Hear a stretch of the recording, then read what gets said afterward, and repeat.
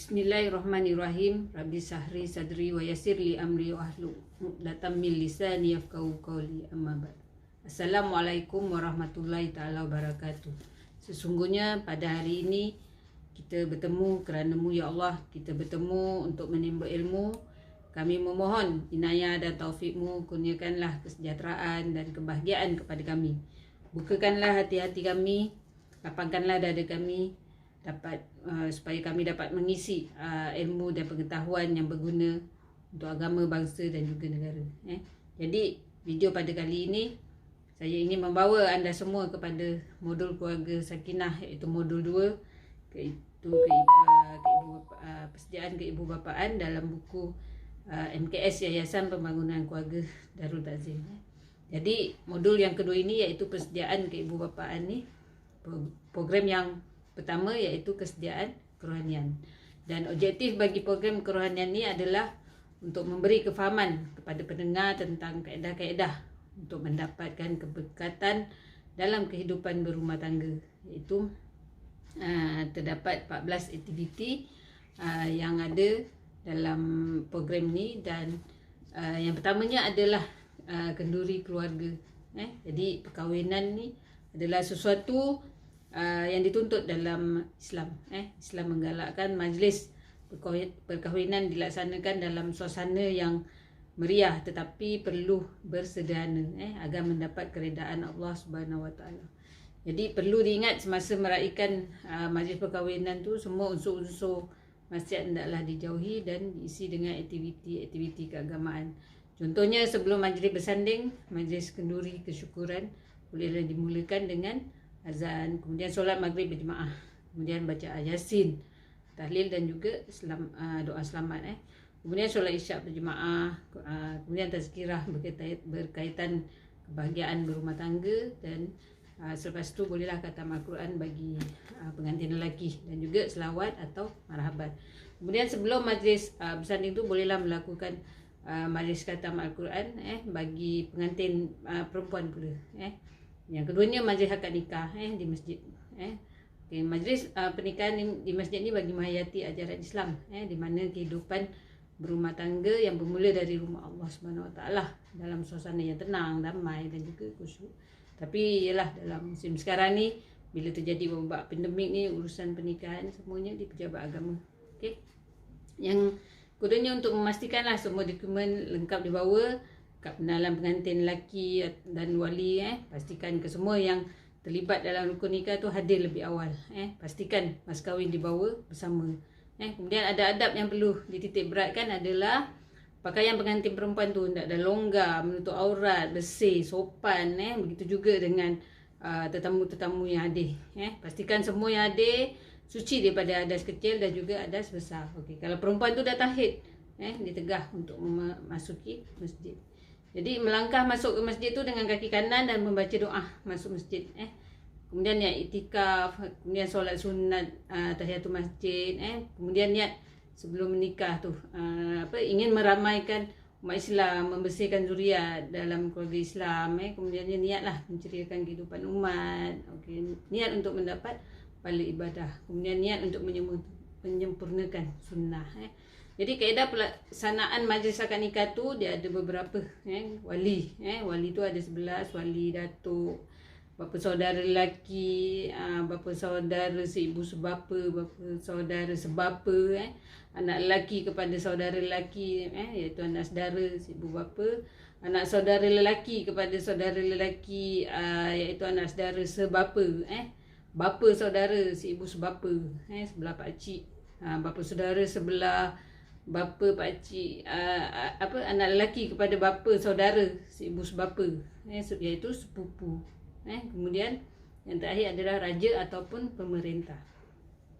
Jadi perkahwinan ni dia perlu perkahwinan yang memerlukan kebenaran mahkamah ni ada 4, iaitu poligami, kahwin di bawah umur, menggunakan wali hakim dan juga janda.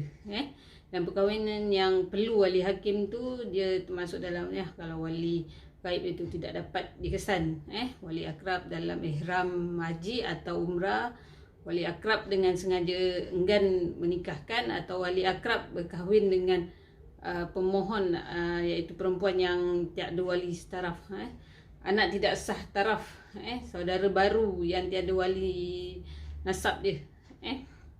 Jadi sekiranya akad nikah tu setelah semua tu selesai, akad bacaan khutbah tu nikah, seterusnya majlis ijab kabul dijalankan serta bacaan doa, dan juga yang terakhir sekali adalah bacaan lafaz talik oleh pengantin lelaki. Jadi yang ketiganya adalah aktiviti solat sunat taubat.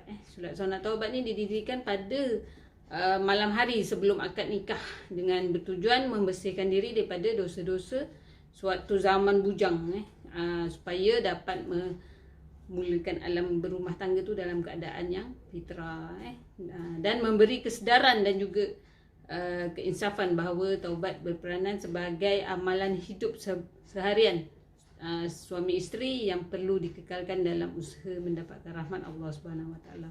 Dan yang keempatnya adalah aktiviti solat sunat hajat. Solat sunat taubat tu didirikan pada malam hari sebelum akad nikah dengan tujuan mendidik suami isteri supaya menjadikan solat sunat hajat tu memohon hajat, kemudian melahirkan kesedaran dan juga keinsafan bahawa kerukunan rumah tangga tu bergantung kepada kekuasaan Allah Subhanahu Wa Taala.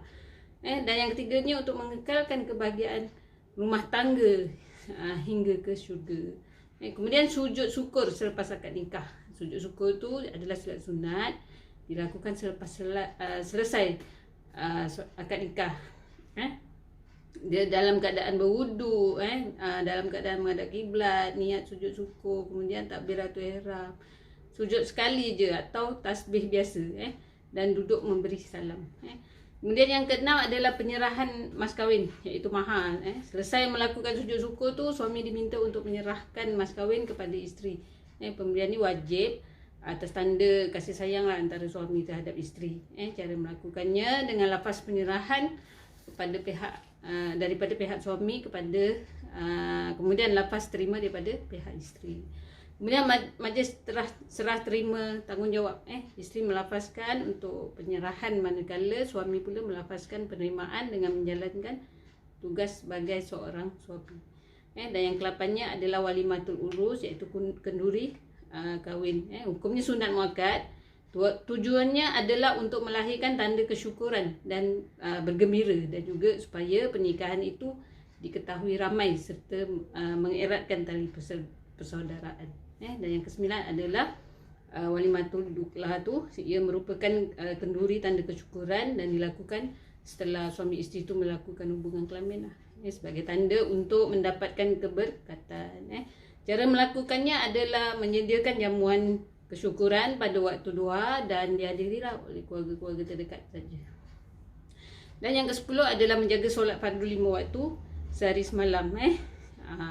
Dengan yang ke-11 adalah amalan berjemaah lah, dengan hikmahnya adalah yang pertama melatih isteri supaya mentaati dan mematuhi suami. Yang kedua membiasakan dan melatih hidup berdisiplin, dan juga yang ketiga menimbulkan perasaan kasih sayang.